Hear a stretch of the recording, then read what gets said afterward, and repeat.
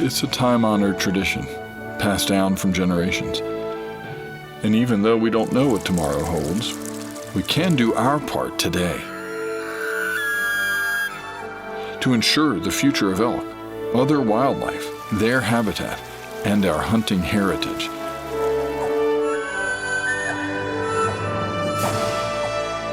Join today and help us ensure the future. Well, welcome everybody to another episode of According to Flint, and reaching out beyond, well, not really beyond the Western sports world. We'll get to that, but happy to welcome to episode number 25.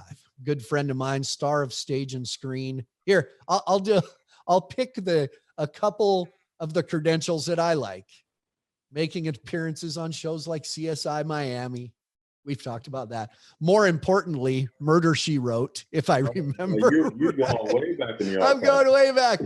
But he is, of course, Dr. Richard Weber on Grey's Anatomy. I'll say my good friend, Mr. James Pickens Jr. Jim, thank you. I appreciate the time. Oh, my pleasure, Flint. Thank you for inviting me on. I was looking forward to it. Well, and this isn't like, I always say, certain people, I say, my good friend, we've run into each other enough. Yes. At the NFR, the National Finals Rodeo in Vegas, that we always seem to find each other around there and have a good visit. But you're drawn to the NFR. You go every year, don't you? Yeah, I obviously missed last year, but I've been going now for, I want to say I had a streak there of almost 20 years running where I went every year. Yeah. I remember when I do my little, I do my major talk show there on stage. Right. And I remember years ago, I think it was Wrangler came and brought up your name. Yeah. And said, we can get him on your show, Grey's Anatomy. And admittedly at that time I went, I've never watched an episode of Grey's Anatomy. So I did. You come on stage and people are clamoring to the front of the stage going crazy for Dr. Weber on Grey's Anatomy. And I said, damn it, I got to watch this show apparently. So that was a lot of fun.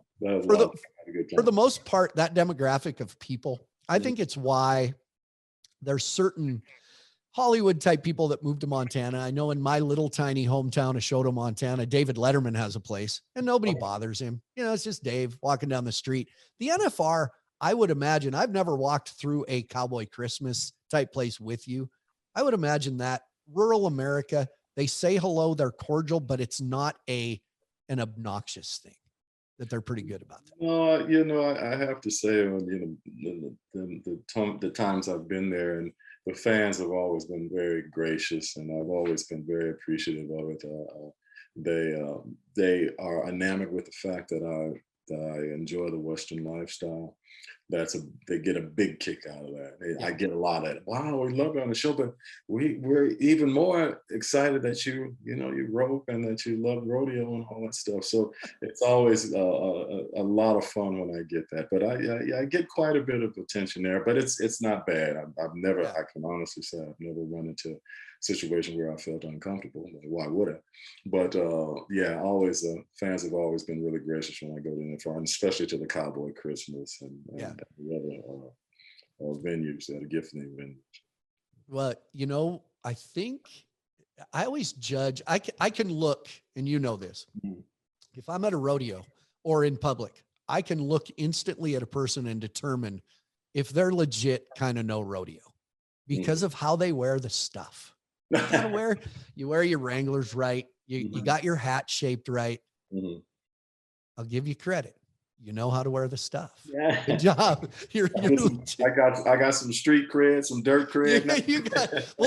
That's a good way to put it. There's street cred and there's dirt cred. Yeah, you're both, Jim. You got it. You got it. So when we talked earlier or last week about getting you here, you said you were in New York and then just flew back to LA. Yeah, I just got back yesterday. I don't know if your audience knows, but I started my career in New York as a stage actor on Broadway, and I spent 12 years in New York and met my wife actually there, and my daughter was born there. So we try and get back at least once a year. I bought a couple of properties back there up in Harlem. You know, we have dear friends there that go back, you know, 40 years that we get a chance to see. And it's always nice. It's the greatest city in the world. I mean, obviously I'm biased, but it's an incredible city. And they're starting to make a comeback now. Yes. Any city can come back. It's New York, you know. So, yeah. I've spent time in New York City.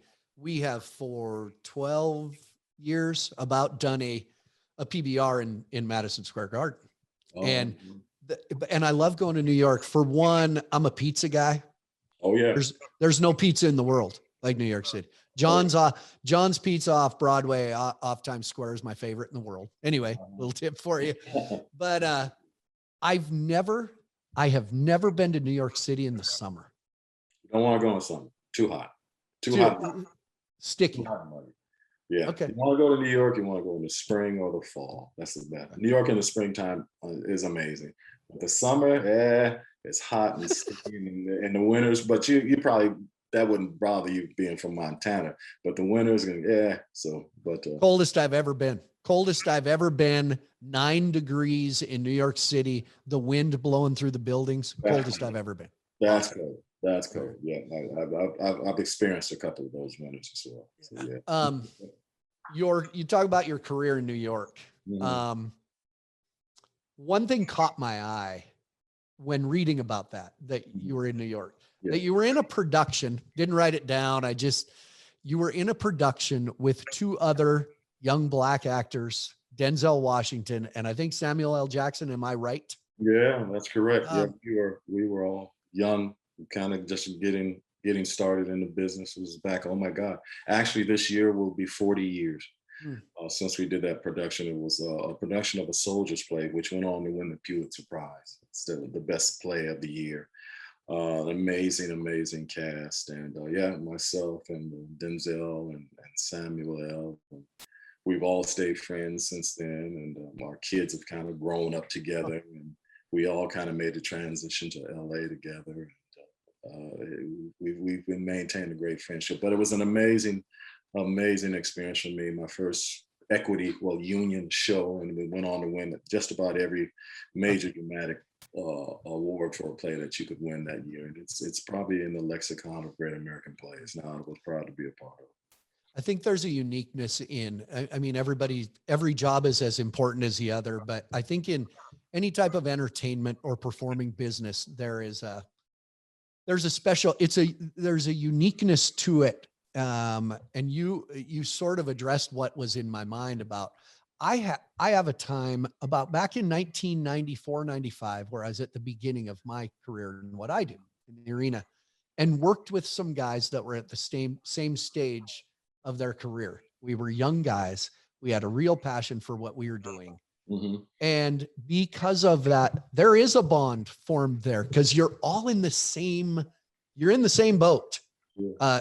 And you sort of answered that question. It did create, I could name those guys that when we see each other now, there's this special thing of, all right, what are you doing now? Hey, remember when we were in Red Lodge, Montana, and we didn't know anybody? And so I think that I'll bet in those 2, they saw it in you, you saw it in them. There was a real intensity, a passion, a drive of where they wanted to end up. What a great thing to feed off of for the 3 of you and whoever else was in that. Oh yeah, it was. It was really, like I said, it was a real seminal moment in my career. To be a part of that cast with those 3 gentlemen, and we've remained friends for that all of those years, and to watch our careers take the paths that they took was very satisfying for me. And I'd like to think all pretty much stayed the same, obviously, Denzel and Samuel's career, it's rarefied air. And then on TV, my career, I'm seen by more people, but it's a kind of landscape and stuff. So it's nice to see that we were able to keep this career going at this late stage of our careers. And so it's been very satisfying. Before we started recording this, we were talking about football. Mm-hmm. And I'm a Packers fan, but I'm a fan of football. And I was remiss in not addressing you. You're a Cleveland guy, right? Cleveland Browns fan, do or die. And I'm dating myself, but I go back to Jim Brown. That's how far. Oh yeah. And I remember the 1964 championship game before there was the Super Bowl. That was the last championship Cleveland won. But I followed them since as long as I can remember. My uncle was a season ticket holder. We would sit in the old Cleveland Stadium, which was a barn. I sat right on Lake Erie, and in the wintertime, those late fall, early winter games, you would be freezing your gazettes off. And watching those great Browns teams. Still the only team in the NFL that does not have a helmet insignia. That's right. And I watched them. I'm really looking forward to this season. They were very encouraging last year. I think they're going to be a team to watch this year too. In my opinion, and not because you said it, Jim Brown is the greatest football player in the history of the NFL. Nobody was like Jim Brown. Career ended early, and not only as a football player, he went on to Hollywood, was in some movies, and never went quote unquote went away. Oh, Jim Brown is very an activist. I don't know. I think Jim Brown is one of the most influential figures ever as a football player. I would say, at least in the last part of the century, he's one of the most influential, quote unquote, sport figures. But like you say, he was much more than that. But I remember growing up, we lived within walking distance of the Cleveland Browns training center during the season, Case Western Reserve University. And my brother and I and cousins and stuff, we would walk to their training center. We'd watch them come in. And I remember as a kid, we were talking 8, 9, 10 years old. We'd see Jim Brown come in, and I always remember he was like the biggest man I'd ever seen. Huge hands. He drove a pink Coupe de Ville Cadillac. And he'd kind of be the last guy to come into camp, and he'd always acknowledge us and stuff. And hey, how you all doing? And I remember his hands; they looked like Virginia hams. They were so big, and but he was just such a force. And he was Cleveland, and he retired on his own terms. He 9 seasons, and just he was quite amazing. An amazing figure. I still see him from time to time in LA. He's in his mid 80s now. He walks with a cane, but the stature is still there. And you say, man, this is Jim Brown. Yeah. Okay, tell me, were his hands? Did they seem that big because you were a little kid, or does he really have huge hands? I want to know how big the guy is. Yeah, he had big hands. You have to remember, then we're talking mid 60s. Jim Brown was 6'3", 230 pounds. He was big as most linebackers, and he was like carved out of granite. And just an incredible physique, and he had these huge hands, and you're like, man, and just he was quite the physical specimen. Syracuse? Was he a Syracuse guy? Am I right? Yeah, Syracuse, also reputed to be the greatest lacrosse player in collegiate history. Probably one of the greatest lacrosse players ever. Yeah. Who was the other great Syracuse running back? There was a movie about him that died of cancer. Ernie Davis. Ernie Davis. They traded the great Bobby Mitchell, who just passed away several months ago. They traded Bobby Mitchell for the rights to draft Ernie Davis, and he never got to play one game in the pros. He died of leukemia. I think it was leukemia. Yeah. Anyway, there you go. We could talk football all day, but we can talk football all day if you want. But you were Syracuse, which you were. I don't know why certain things pop out when I kind of read about things. Bowling Green, was that your college?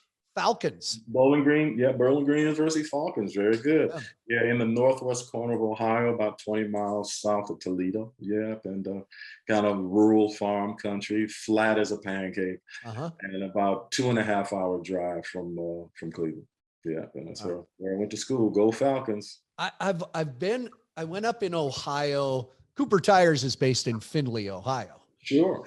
So I made a trip up. Yeah, I made a trip up from Columbus and drove up to Findlay, Ohio. Yeah. And I think we in Montana picture anything when you talk Ohio or New York or all those states, you think cities. Yeah. But up in that part of Ohio, I was amazed. It's corn and very rural. Well, yeah, Ohio's and that there's an argument to be made. It's considered Midwest, maybe more Mid-East, but it's essentially, once you get away from like Cleveland, Cincinnati, or Youngstown, those big cities, Toledo, Columbus, it's pretty much a small town feel, and little bitty town, Findlay, like you said, they're all around in there. Yeah, it's very rural in parts of central and southern Ohio. Yeah. Talked about being in New York for quite a while and Broadway, and I always compare to whatever in this field, whatever it is. But I know even there's kind of a point, maybe not a moment, but an encouraging word from someone else. I kind of remember that specifically from a friend of mine named Lloyd Ketchum, great bullfighter. Had a talk with him one day, and there's different events or moments in a rodeo that I remember where I went, damn it, I think I can do this. Like, I think I need to get out of Montana and go to, my version of Hollywood or whatever. I could go to Cheyenne. I could go to Calgary. I could do this. Is there anything stands out in your mind where you went to Hollywood?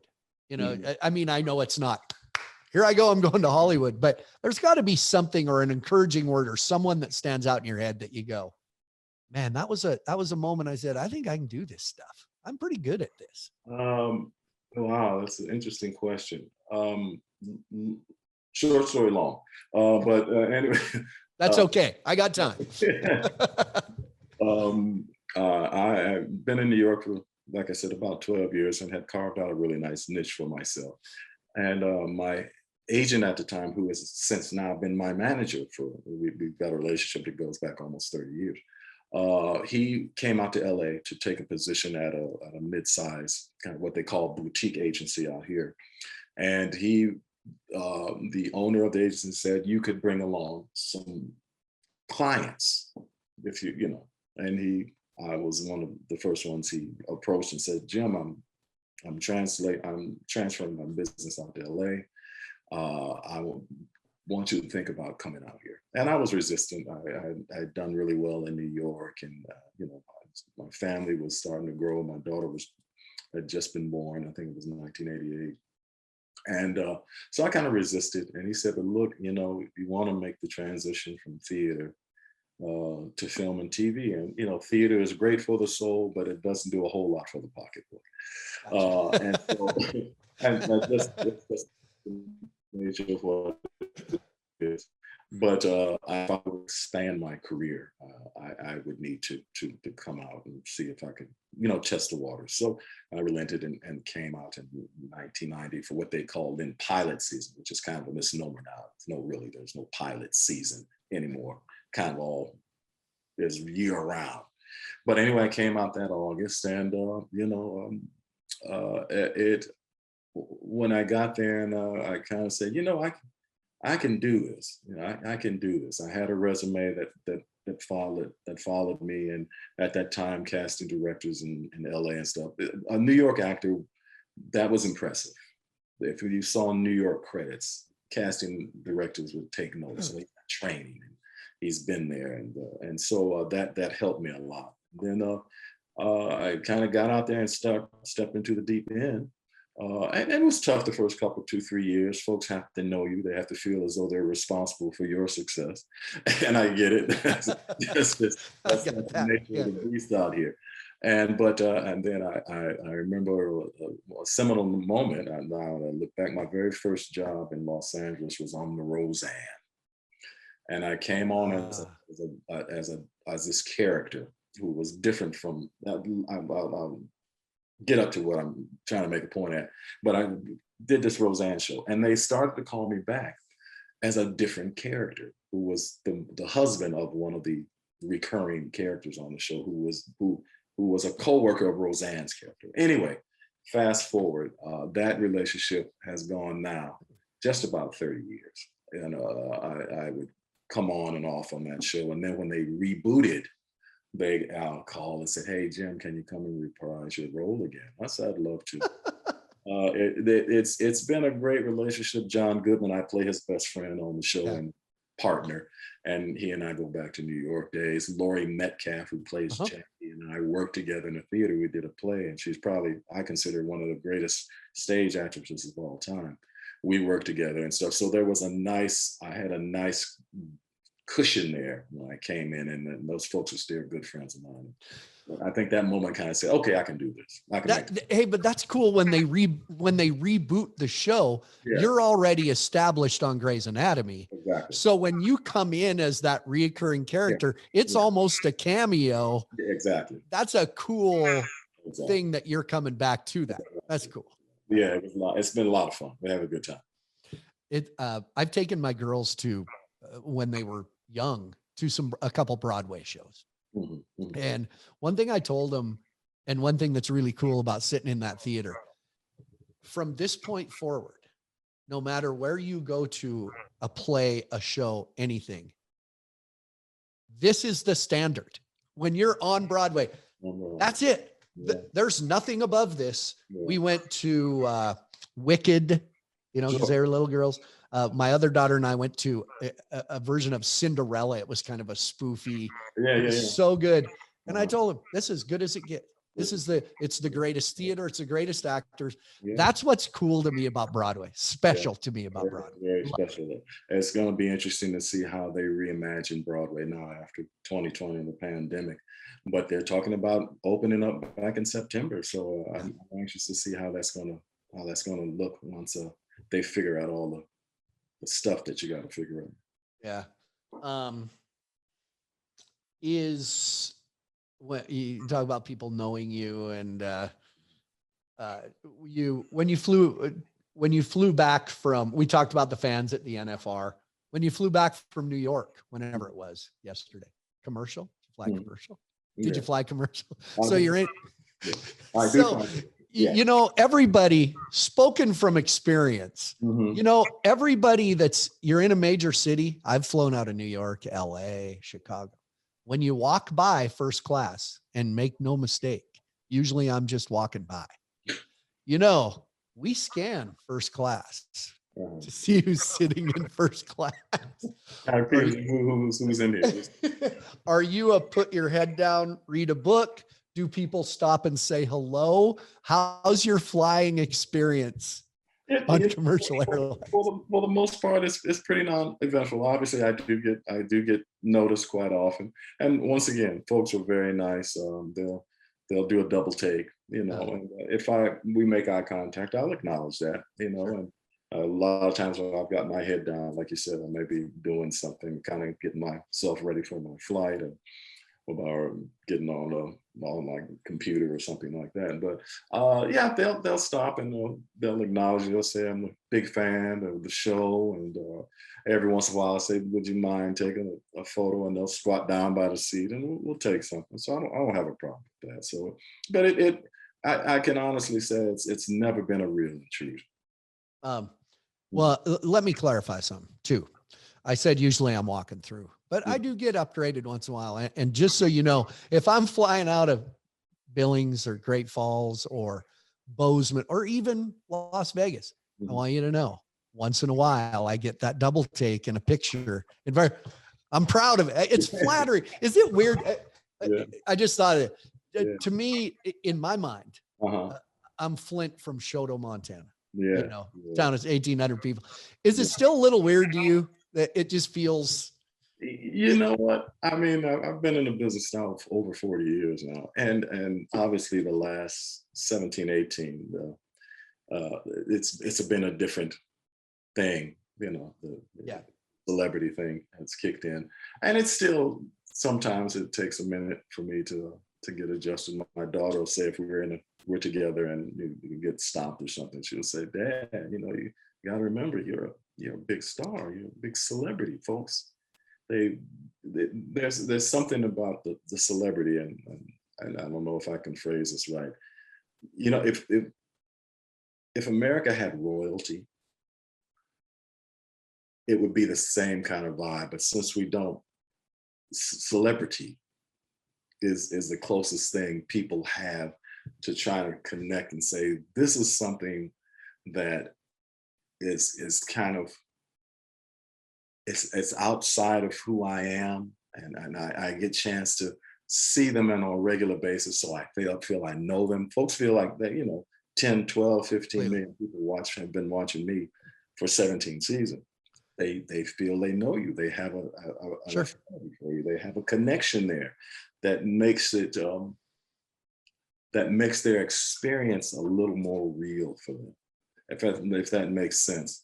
And so all that said is, it still sometimes doesn't sink in that I'm at a place where folks want to be close, and they want to say how much I've impacted their lives, how much they enjoy what I do. And it's been very enlightening for me in that sense. As you said that, this is hard for me to admit, but because it's probably a chick flick. But I think there's a real cool movie out there, an old movie, Hugh Grant and Julia Roberts, Notting Hill. You ever Notting Hill? Sure. And she's a star and Yeah. he's not. And he struggles with that. And there's a point in the movie, she says, none of this is real. Yeah. Yeah. And when you said there's that part of it, and I get it. Yeah. People think they know us. And oh, you're big time, you're a star. And I've used that. I said, that's all, it's fake. This is real. Yeah. But exactly. some of that it's fake. But if it brings you joy, if it's something you can, that has helped you through, then be fake all at once. It's kind of it's flattering. Yeah, So absolutely.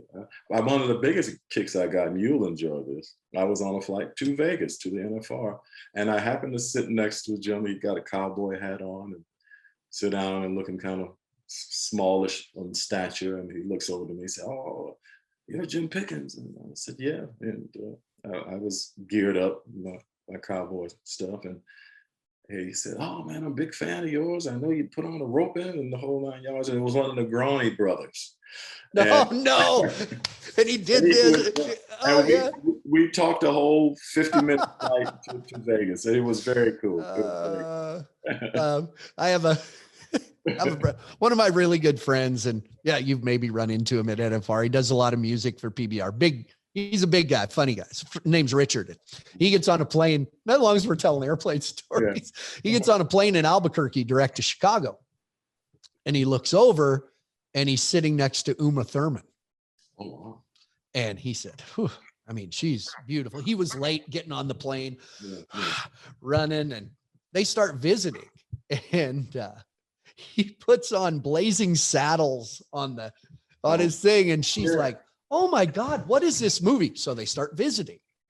And the greatest response to a celebrity ever, he never says a word because he knows he's been around it enough. And she finally says, "My name's Uma." And he goes, and he said, "Oh, I know. And I'm Richard. I figured you just knew it was just a professional courtesy that we were pretending we didn't know each other." And instantly had a bond. They visited. Anyway, it was great.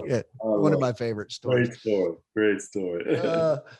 You said for 17 years. Did you tell me when I saw you in Vegas, you just finished filming season 17 already of Grey's Anatomy? Season 17, and knock on wood, the good Lord, that we've been picked up for season 18. It's been pretty amazing. A heck of a ride.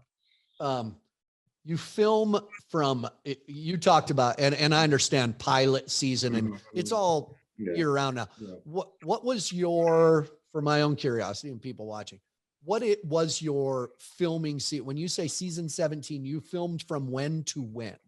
What's the time? Well, normally, now I guess we got to look at the world in terms of pre and post pandemic. Sure. But before pandemic, we would start usually around this time, middle of July, and we would shoot until the following late April, early May. So roughly about 10 months was our shooting schedule, and that would encompass about 24 episodes. And that's usually been our order for the last 10, 12 years, maybe even longer than that. It's been a 24 season order, and one of the few shows that's still doing that. Obviously the business model has changed, but it's been about a 10-month commitment for us. Man, and you've seen people come and go. Cast members Is that I see it in I always compare to what I do a little bit because I think it all relates. You see people come and go. Is that a hard thing? I mean, they leave for certain reasons, maybe their choice, maybe not their choice, but you got to navigate through. All right, now who are you? What are you? What's our relationship going to be? You've seen a lot of that. That's an interesting revolving door of people. Yeah, obviously, there are three original cast members left. Myself, Ellen Pompeo, who plays Meredith, and Chandra Wilson, who plays Bailey. The three originals left from the original 9. And folks, as you say, folks leave for various reasons. Their career moves. Sometimes they're moves that were not of their choosing, but and that's just the nature of the business. Our business is very transitory.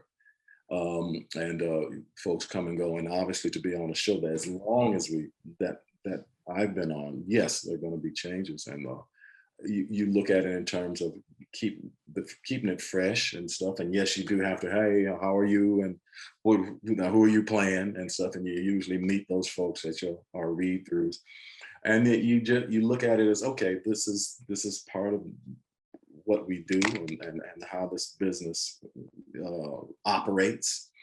And so you adjust, you adapt, and everybody that comes and changes good, and it keeps stuff flowing and keeps it fresh and keeps it new, and it keeps you on your toes. I know it keeps me on my toes because now I've got some new interaction with a new character. How does that affect my character, our storylines, transitions into what's going to be coming down the pike later on.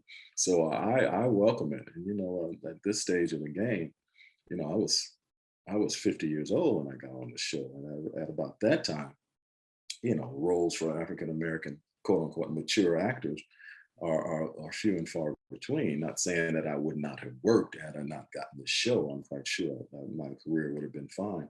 But to experience this, I mean, the majority of actors will go their whole career, and never experience first of all, having a job this long, but also to be at the genesis of a show and watch the progression and see how that show has impacted the popular culture, how it's impacted television, in terms of what our show has done, and to watch that's what's been truly exciting for me for these 17 seasons. I've been on the set of NCIS. Oh yeah, sure. And it probably I do have a kind of a friendship with Mark Harmon. I'll throw that. I'm named. I'm just name dropping. I'm just throwing him out there. And I said to him one time, "Well, they still paying you to do this?" And he said, "Yeah, I keep fooling them." But what's hard for me, I think NCIS is a cool show. It's addictive, but I can't watch it. The Big Office, I know where it is. It's in a warehouse. She's not really in a basement. His apartment, it drives me crazy. I can't watch it now. Yeah. For the sake of everyone watching, because I don't know honestly how television does it. You're not really in a hospital. Like how big is the damn warehouse that you guys are in? What is give me an idea? Because I'm really curious, because like I said, I've been on that set. It's got to be huge to go through all that. Well, we're actually on a traditional sound stage. We do our show at ABC at the old Prospect Studios, which is one of the older studios in Hollywood. Dates back to the 20s. It was actually founded by the Talmadge sisters, who were big in the silence. But it's an actual sound stage, and we occupy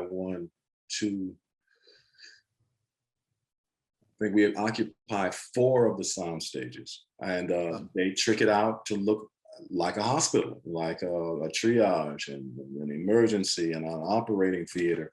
And they do the set design and stuff. They do an amazing job. The first couple of seasons of the show, we did actually shoot at a hospital. My office, we had a catwalk that we used as a signature beauty shot. A lot of times you'd see folks walking back and forth for this catwalk with a huge picture window. And that was actually at a VA hospital here in Los Angeles. And we shot there for about I want to say maybe 3 or 4 seasons. Not periodically when we wanted a shot of nurses' stations or something, we would use that. But for 90% of the show, it's been on a soundstage. Huh. I've always tried. I guess that's why you have the job. It would be so hard to feel like you're a doctor in a hospital on a soundstage. I don't know. But do you get medical advice, or do you get requests to? Sorry to say, there are people that cannot differentiate in this world between you and an actual doctor. So, have you learned any medical knowledge at all, or do you regurgitate lines? Yeah, for most part, it's regurgitation. Some stuff you retain just because you hear it so much, and you try to make it look like you know what you're talking about.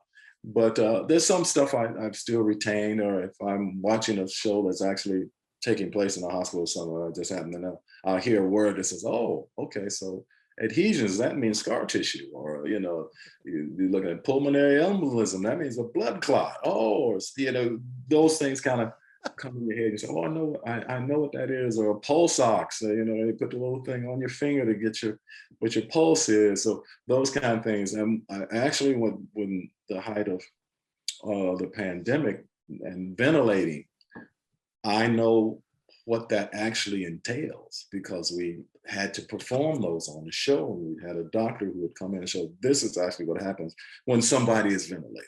So we're like, oh, wow, it takes on a whole different context then. So yeah, there's some things I retain, but a lot of it, you try and make it sound as real as you can. I have had 12 years ago, I had a heart attack. I've had heart issues. I just want you to know, if I'm ever at your team roping, which we'll talk about in Clovis, California, and I start feeling not right, I'm coming to you before anybody else. Don't come to me. I don't want to hurt you, partner. Don't come to me. I'm gonna be on the phone saying 911. We got a cardio here. Listen. That's it. Come on. The episode 12 of season 10. Yeah, I know. Right. Hey, that there is a relatively new word in our society with streaming services and different things. And the word is binge-worthy. Yes. This is binge-worthy. Yeah. Ozark. Oh, binge-worthy. I hate to say it. Game of Thrones to me was binge-worthy. Sure. What makes a show so binge-worthy? My girls have seen every episode of Grey's Anatomy. We've talked about that. They're now 20 and 22. Here's these young people. You're tapping into this whole new demographic of people. Why is Grey's Anatomy so binge-worthy? What does that? It's at the end of the day, it's great storytelling.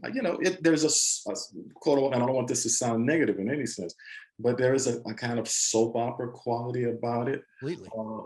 The fact that the show, it was not when we premiered, it was not your typical medical drama. You had the machinations of these young interns and stuff, hopping in and out of bed with each other, and all of the crazy medical things that we would see, and the dynamics between characters. And I think it was intriguing to audiences. They hadn't seen anything like that, and it spoke to a lot, especially a lot of younger audience members. And you want to see what the journey is of these people, and make a long story longer, hopefully not. But these characters came on, and we saw the best and the worst of them. We would watch their journey. We'd see them when they were ugly, and then we would watch them, and we'd watch them progress and to become heroic by the end of an arc of a storyline. And people were intrigued by that. And then when a lot of like your daughters and the rest of those who found out about when Netflix picked us up and acquired us, because your daughter, and they were probably too young at that point to watch the show when we first premiered. But now that we came back on Netflix and through social media and stuff, and we had a huge social media presence. And they had Grey's Anatomy viewing parties where folks would dress up in scrubs, and it was crazy. The first few years of the show, first 2, 3, 4 seasons of the show, it was just insane. It was just insane. They'd never seen anything like it. But I think all that said, I think the draw is the fact that they want to follow these people and watch their journeys. They identify with them. The fact that it is a heavily female cast has a lot to do with it. The fact true. that the show is diverse and the demographic that it reaches to has a lot to do with it. And it made it binge-worthy. It made them want to watch it. I've run into people countless times who said, I binge watched all of season 3, or I'm up to season 10. I got, 7 more seasons to go, and I'm watching them, I can do it in like 2-3 days, or 2 days I'll binge watch on the show. And it's quite a phenomenon, and it says a lot about what we've done. I started hopping in with them on it and got same thing. And I consciously asked myself, what is it about this? And it's a story. But then they'd have an episode on some satellite channel, and I'd pop in and I go, wait, what the hell happened to the blonde girl? Where's she? Oh, she died a long time ago. I mean, Yeah. I know, like my guy helps me, Logan here. You're 22. Your friends, Grey's Anatomy. Oh yeah, he's not. Oh yeah, they're all about it. So that's funny. I'll switch gears here, even though, my girls, they could talk Grey's Anatomy all day, but team roping. Let's talk some rodeo team roping. What's your number? Now, this won't mean anything to everyone, but team ropers out there, what's your number and what end do you rope team roping? I guess in the World Series, I think I'm a 4. Nice. And I'm a header. I had a lot. Well, I can't say it's easier because as of late, the steer's been winning. But I had, and team roping's been a blast for me. I got on late. I got into the whole Western lifestyle thing very late. But I'd always loved the West and grew up a child of the 50s. So when you just had 3 channels and you had to go up and your dad say, turn the next channel. And then there was no remote, you turn channel. But anyway, every network had 20 Westerns. And I think we tried to watch them all, my brother, my dad, and myself. And the Westerns they rang true to me. And, horse was always my favorite animal. And, you had your favorite Western star, you knew him, you knew his horse. And, if you had a sidekick, you knew him. And fast forward, when I went to New York, I used to ride in Central Park. I lived down the street from a rental. It had been an old firehouse. And they converted it to a rental stable, and they had old retired police horses and some horses that come off the track that still had some use left in them. And you would go, and it literally was on the other end of my block, and I would walk down, and they would bring the horses up on an elevator from the basement. No kidding. And they were only English tack, and you would rent a horse and you'd walk down 89th Street. It was right at 89th between Central Park and Columbus. And you'd walk him down to Central Park West. He'd wait for the light. And you'd cross Central Park West. And you would Wait, he would wait? The horse, no? Even if you tried to kick him, he would wait. And, he kind of knew when it's time to go, because I guess they could hear when the traffic stopped. And then he would walk right across, and then you would ride. In Central Park, they had trails that you could ride. And actually in the film, The Horse Whisperer, I don't know if you remember, when the Scarlett Johansson's character has the bad wreck with her horse, they are in Central Park riding. Oh. But they had these wonderful trails there that you could ride, and it was just wonderful. And then I would ride up to what they call City Island, which is up a little north of the Bronx. They had a riding stable up there that had Western tack. So I'd ride. And then when I came out to California, I wanted to keep it up. And then, being in films and stuff, you inevitably run into some guys who were stunt guys who also roped and had a, Western lifestyle background. And I started talking to those guys, and, one thing led to another. And I started out team penning, which I really enjoyed. I had a lot of fun doing that. Sure. And then I wanted something with a little more of an adrenaline rush. And met a guy who was a teamster, and he was a team roper. He was from Oklahoma, Pete. And he kept his roping dummy in the cab of his truck. And when he had a break, he would bring it out and he'd be roping out. I was so fascinated looking at that. I said, man, what are you doing? He said, oh, you know, a team rope. And he gave me the rope. He said, yeah, try it. You know, I was all over the place, but I was kind of catching this thing. And he just kind of looked at me. He said, you know, you kind of have an affinity for it. You get back to LA, you should, if you're interested, you should look into doing it. And, okay, hobby. So I did, and ran into a great family here, the Perez family, father and 3 sons, and they're big time team ropers here in Southern California, have been for years. And it just so happens I had a relationship with them. I had bought an old horse, big old roping horse, and started taking lessons. And you know, one thing led to another. And then fast forward here to 11 years ago, my wife and I started a charity. And we wanted to do something other than just write a check all the time, which is okay. I have no problem with that at all. But I want to do a little more. And I said, how about I use the relationships I've made here in the past 15, 20 years with my passion for team roping and rodeo, and reach out and try and do a roping, raise some funds. And so a good buddy, friend of mine, Neil, who became my co-producer, we started reaching out to folks like you and folks at the PRCA at the time. Carl Stressman was over the CEO at the time, and he was so gracious. And I just started reaching out to guys I had met over the years. They said, well, this is what you do. You talk to him, and this is how you set this up. And you go here and you go there. And I started it, and we started at Tajon Ranch, which was up about an hour north of Los Angeles, the oldest continuous working ranch in America. Huge. It's just thousands of acres. And they were gracious enough to let me have their arena gratis. And the first year we did, I think we had maybe less than 50 teams. But they came through, and guys like Jake Barnes and oh my gosh, the Tryon brothers, and I'm trying to think, you know, the names escape when you're trying to think of folks, but all these folks started coming through, and you know, little by little, words started getting out. And guys were saying, you know, that's just roping. And Oh, so, ropers will hear about it. and ropers were hearing about it. Absolutely. And they started hearing about this thing. And then, you know, they were starting to call it the little BFI, because a lot of those guys would come through. And Sure. For a lot of spectators, it was the first time they was up and close and personal with some of the best ropers in the world. You know, in Southern California, you know, it's kind of been a hotbed for team roping for years. Actually, California is where team roping started, was birthed.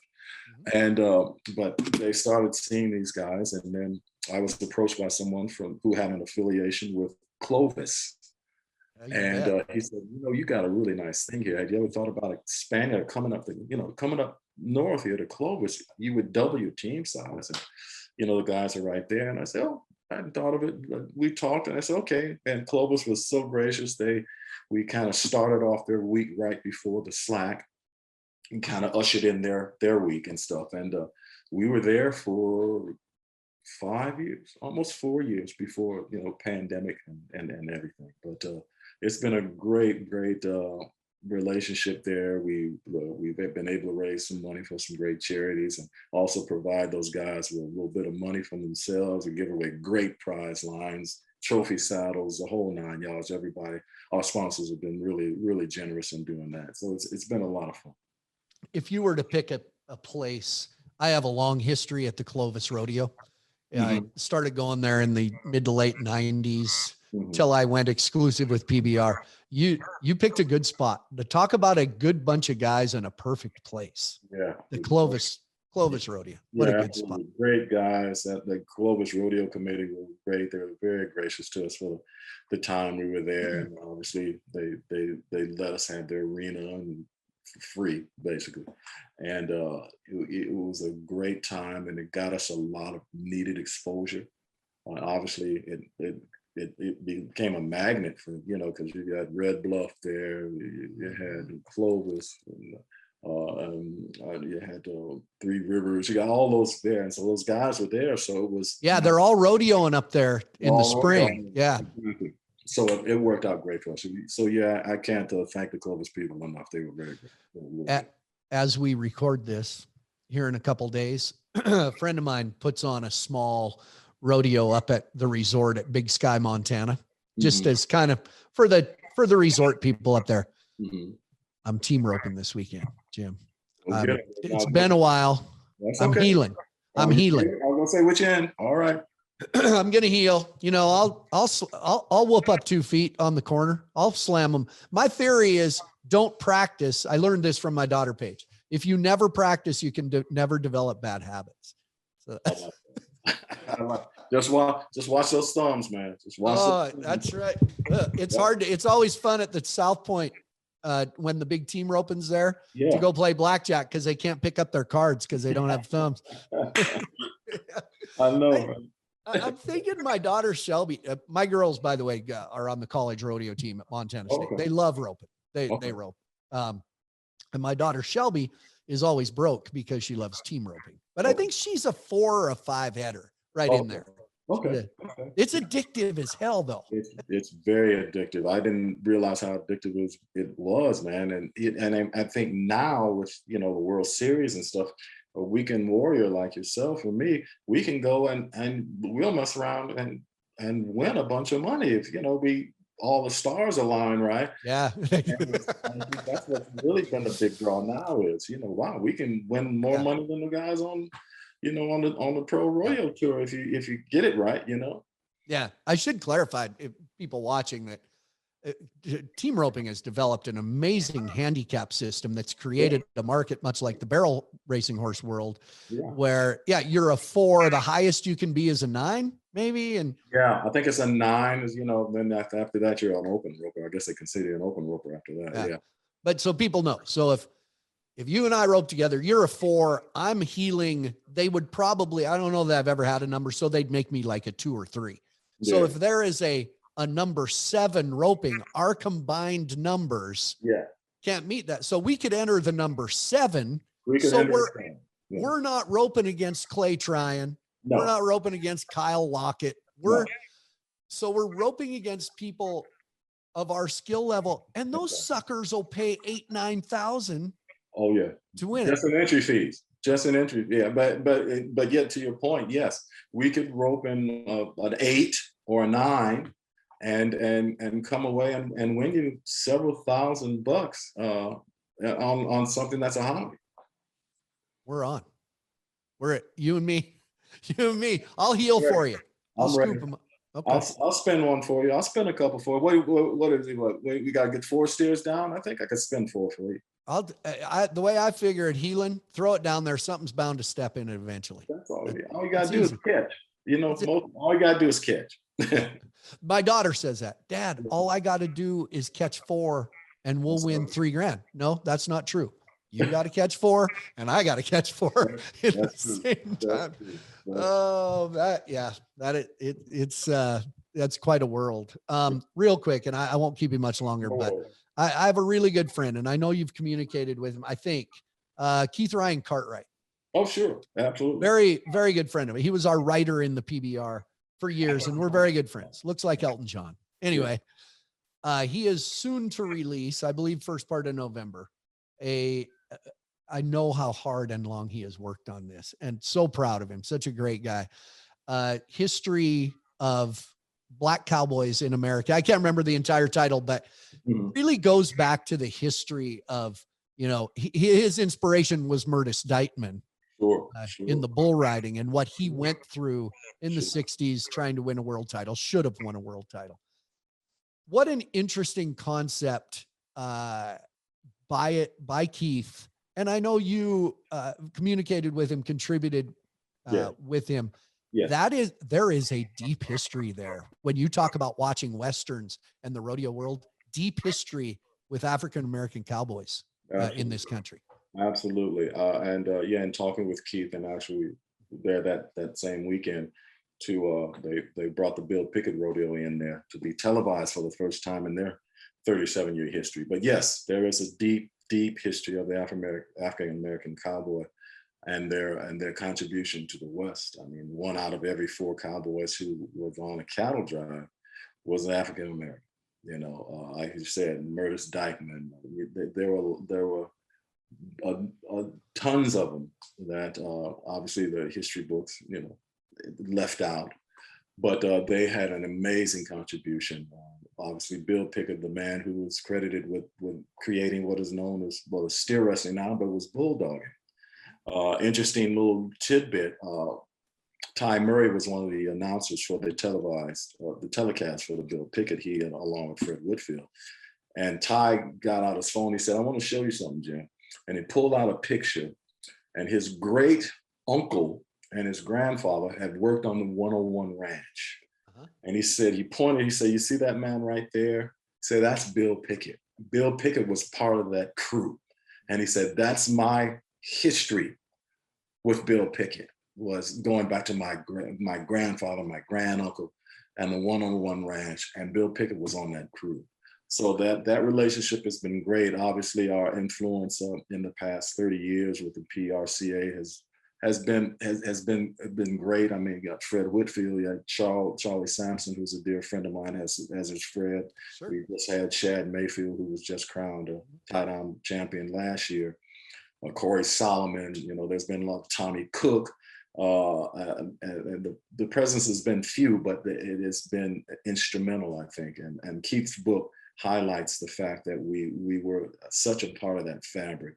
I'm glad that he came on with it. I was happy and proud to be a contributor to it. And hopefully it will open up a dialogue and say, "Hey, wow, this is much more diverse and it's much more inclusive than we had imagined." And I hope that that starts to raise the conversation, especially in the Western lifestyle world. Yeah. I was just talking with a friend of mine about a really dear friend of mine back in the early 2000s that was a bull rider, made the NFR. And we were wondering whatever happened to him. I need to look him up. Mike Moore was a great. Mike Moore and Donnell Tipton traveled a little together, made the NFR. They were at the NFR when I worked the NFR. They were great. So much fun. Yeah. Mike was from Illinois? Chicago? Somewhere. He was from up there somewhere. Around Illinois or somewhere, Mike was from. Yeah, I don't know. I haven't seen him in quite a few years. I would run into him occasionally at the NFR, but I haven't seen him much. Yeah. Before I let you go, I had the big joke here with me and on this show is the show Yellowstone. Taken off. It's ruined. Everybody thinks it's a documentary about Montana. It is not a documentary, but I know a couple people on there, and I had a whole campaign, #Flint on Yellowstone, to try and get, I mean, what is a show about Montana without a Montana icon like myself, correct? I mean, but I think if that never comes to fruition, I think it's Flint on Grey's Anatomy. I'm not sure. I think I could be the infected middle-aged man. I don't know. No, you know what? I got a pitch for you. Bring you in. Okay, here we go. You are a rodeo cowboy who comes in with serious injuries, bull rider, and you come in with some serious injuries. We bring you in and we triage you. Right. And we find out later that you have a connection with somebody in the hospital, that you were separated for whatever reason. And you come together in this time and we find out whatever that connection may be a dad or a brother or something. And you may have you need a kidney or something that's happened, and they decide, "I'm going to donate one even though I don't know who you are." And stuff. So, I mean, something like that. So think about it. God, I'm already, look, I'm emotional. It's perfect. Okay. My thinking is over. Come on. Okay. I'm in. I'm good. And that was off the top of my head. That was strictly off the top of my head. That's why you are who you are. I'm in. That would be good. I can see it. I can see it. Logan, I mean, he's going crazy for the idea. Listen, I have a saying, and I'm going to say it, and excuse my language, but I say it all the time, though. One thing you got to keep in mind, Jim, that would be a big honor. Mm-hmm. But at my age, I don't do this shit for free, man. and nor should you. That would be okay. Listen, kick it around. I'm I'm overall pretty easy to work with. Got to fit it in my schedule. You know, I have a real job, sort of, but okay. I like the idea. I like where we're going. You're ahead of, I'll tell you, my show in Vegas in Arlington this year, I had Taylor Sheridan scheduled to come on, the creator and director of Yellowstone. Did he show? He got COVID. Couldn't come on. Oh, yeah. Have you lobbied him to come on the show? I have talked to Forey Smith, who is Lloyd on Yellowstone. He's a Montana guy. I talked to him on the phone. Yeah. Taylor Sheridan knows who I am. He's seen my work. He's been to some PBR shows. I mean, I don't know what he's waiting for. What I mean, you got to reach out to those cats. You know, you might have to take the initiative on this one, Flint. But between you and Randy Bloomer surprised all of the trailers that you see on there. That's a no-brainer. Exactly. No-brainer. Yeah, Randy Bloomer. I'm watching a clip on Facebook of Yellowstone, and there's a Bloomer trailer obnoxiously in the picture. And I said out loud, what'd Randy Bloomer do to get look at this, all his trailers. No kidding. Cuts away. All these guys ride down the hill on horseback. Who's on horseback? Randy Bloomer. Randy Bloomer. Yeah. He even had, he had a line. Branding. It's called branding. Oh, sure.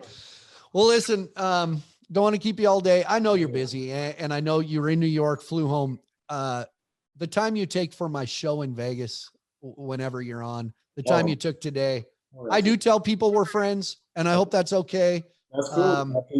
Absolutely. But you've always treated me with such respect for what I do and the relationship we have. And I do want to get to your team roping someday. I always seem to just miss you in Clovis there. But when it kicks back up, if I can get there, I want to get there. And I will. I'll rope one foot. Just come and kick it. You know, you don't have to rope if you want. You can just come and kick it. We can do that. Sounds good. Jim, always a pleasure, my friend. Thank you for taking the time. Thanks for the chat. Take care. Thanks, buddy. Yep. Bye.